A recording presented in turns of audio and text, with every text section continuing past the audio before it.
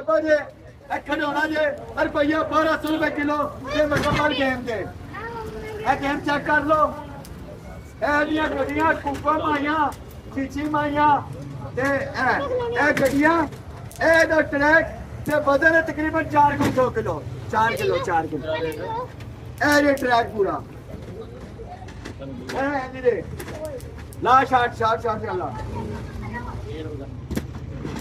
ये भाई रेट क्या है?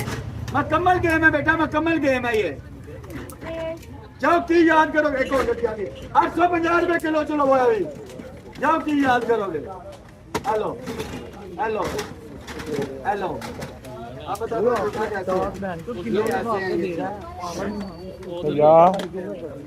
ऐसे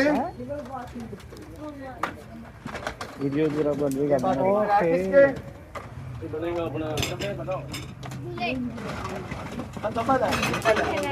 ये गड्डी इथों कम कमा के कितों कितने तक जानी है 850 रुपए किलो पुत्र पूरा गड्डी का ट्रैक है डब्बा है गड्डियां गड्डी का डब्बा लेना ये चीज है जी